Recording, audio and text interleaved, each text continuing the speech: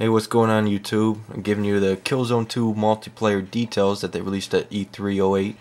Now, earlier in the year at GDC, Guerrilla announced that KillZone 2 was going to have multiplayer, but there was no details on it, and people were wondering if it's going to be a big part of the game like Resistances, or if it's just going to be an extra add-on like Metal Gear.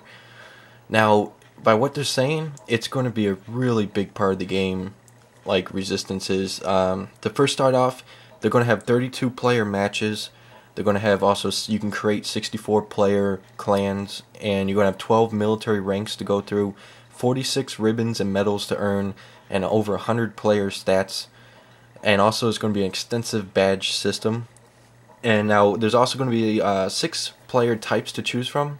There's going to be, some of them are the engineer, the medic, the scout, the assault, and if I'm saying this right, the saboteur, and it's spelled weird, I'm not sure exactly how to pronounce it. But you got to play to unlock every class, because like when you first get the game or when you first go online, you're not going to have every class unlocked. So like the more you play, the more you unlock each class, and the more you play each class, the more abilities you unlock for that class. So you get like a second ability and everything. Now, one thing that's great is you're able to, like, because we've had multiplayer games like Team Fortress 2, you know, Battlefield, a bunch of different multiplayer games that has different classes. I mean, we're not, it's nothing new, but what makes this unique and different is you can actually merge classes, which really sounds cool and really sounds great.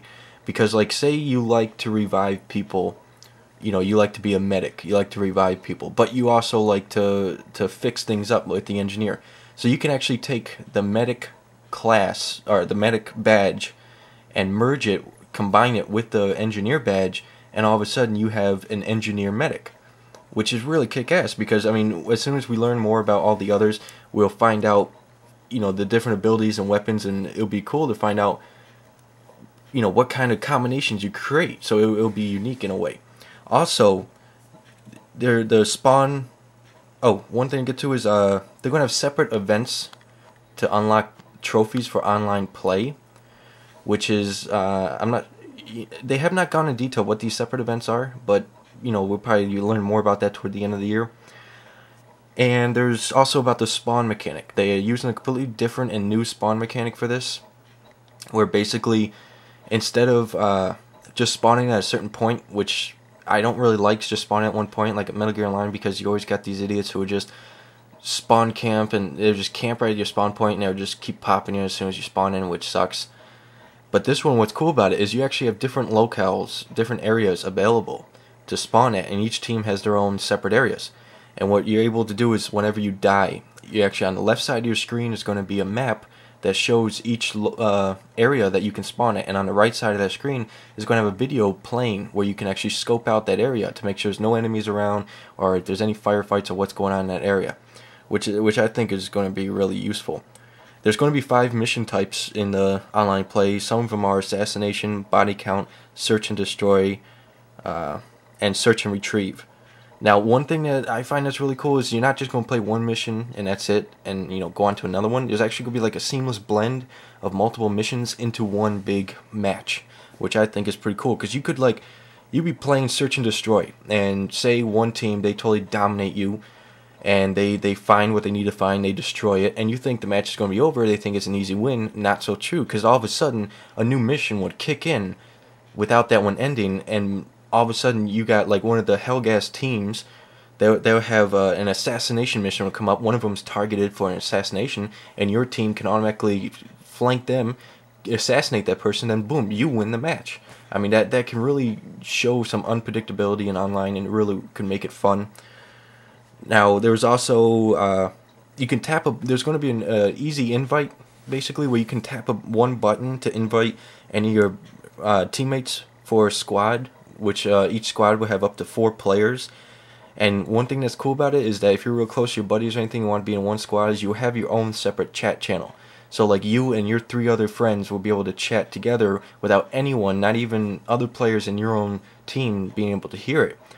So, you also will have 8 squads per faction, and one other thing that's cool is that whenever you're in a squad with your buddies, and say you want to stay with your buddies, they'll actually be able to spawn on the squad leader. And normally the squad leader, I guess, would be chosen for whoever has the highest ranking, basically.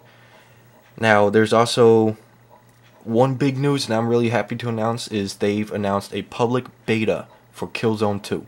There will be a public beta for KillZone 2. Most likely it will be the public beta for KillZone 2 online. It'll be the online version, but still that'll be really kick-ass to play, because we'll be able to try, look at those graphics, because you see what you've seen here in this video is actually the multiplayer trailer, and the graphics are still as top-notch as the single-player campaign. Nothing's been dulled down. And also there's talks about possible co-op downloadable content.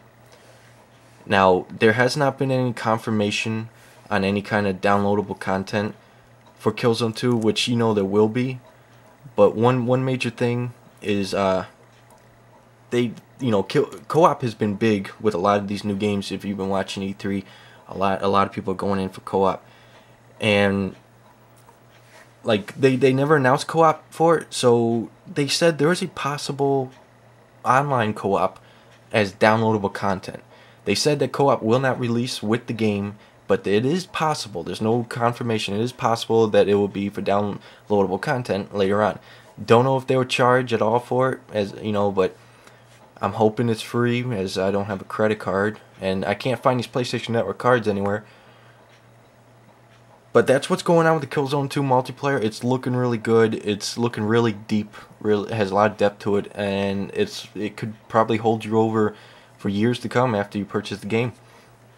Now, I'm just doing this as an update. If you have any other games you want to hear about from E3 that you have not heard any information about, hit me up, let me know, message me of any games you want me to do a preview of, or what's going on with it from E3. Now, to let you know, not all games, like a lot of them, don't even have a ton of information about them. They just have some basic information. So if there's any games I'll do any reviews for or previews for you, it's I'll try and get as much information as I can. But like I said, only the big names have a lot of the information. So alright, so that's what's going on. You guys take it easy, and I'll see you.